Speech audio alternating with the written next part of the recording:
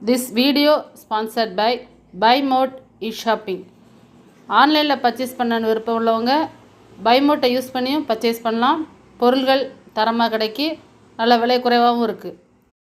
இதற்கான லிங்கு டிஸ்கிரிப்ஷனில் கொடுத்துருக்கேன், செக் பண்ணிக்கோங்க.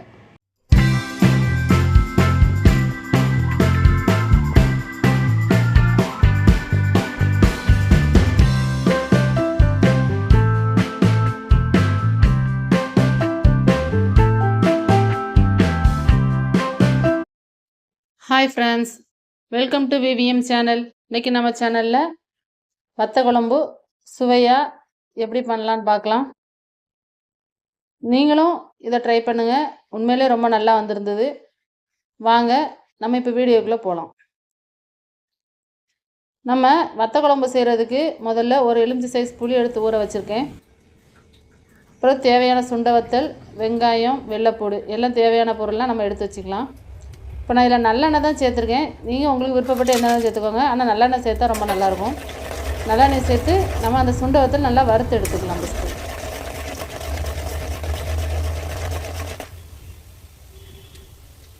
கொஞ்சம் நல்லா வறுத்து எடுத்துப்போம். இப்போ பாருங்கள், நல்லா வறுபட்டுருச்சு. இப்போ இதை தனியாக எடுத்து ஒரு பாத்திரத்தில் மாற்றி வச்சுக்கலாம்.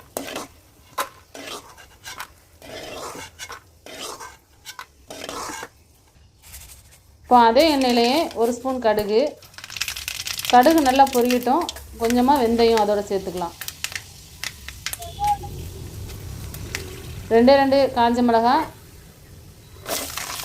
கொஞ்சம் வறுபட்டதும் வெள்ளைப்பூடை சேர்த்துக்கலாம். வெள்ளைப்பூடு அன்றைக்கி 3 வெள்ளைப்பூடு எடுத்துக்கேன். 3 வெள்ளைப்பூடு எடுத்து அதை தோல் உரித்து எடுத்து வச்சுருக்கேன். வெள்ளைப்பூடை சேர்த்து வெள்ளைப்பூடோட பச்சை வாசம் நல்லா போகட்டும்.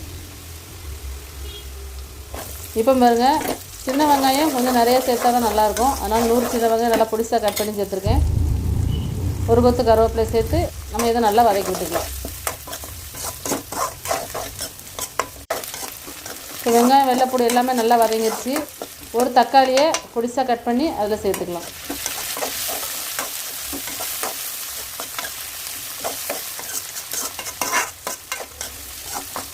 வெங்காயம், தக்காளி எல்லாமே நல்லா வதங்கி நல்லா பேஸ்ட் ஆகிடுச்சு. இந்த ஸ்டேஜில் மசாலா பொருள் சேர்த்துக்கலாம். இது தேவையான மசாலா வந்து மல்லித்தூள் 2 டேபிள் ஸ்பூன், 2 டீஸ்பூன் வத்தல் தூள், 1 டீஸ்பூன் கஸ்தூரி மிளகாய் தூள், 1 டீஸ்பூன் சீரகத்தூள், 1/4 டீஸ்பூன் மஞ்சள்தூள். இது எல்லாமே நம்ம அதோட சேர்த்து ஆட் பண்ணி அந்த எண்ணெயிலே வதங்கட்டும். எண்ணெயிலே மசாலா எல்லாமே நல்லா வதங்கட்டும். இப்போ பாருங்க, ஓரளவு நல்லா வதங்கி கலரும் மாறி இருக்குது. இந்த ஸ்டேஜில் நம்ம புளி ஆட் பண்ணிக்கலாம். அந்த ஒரு எலுமிச்சை சைஸ் புளியை நல்லா கரைச்சி அந்த தண்ணியை மட்டும் இதோட நம்ம சேர்த்துக்கலாம்.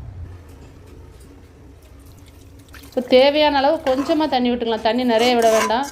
ஏன்னா நம்மளுக்கு எல்லாமே நல்லா வதங்கி வந்துருச்சு. அதனால் ரொம்ப நேரம் வேக வைக்கணும்னு அவசியம் இல்லை. மசாலாவோட பச்சை வாசனை மட்டும் போனால் போதும்.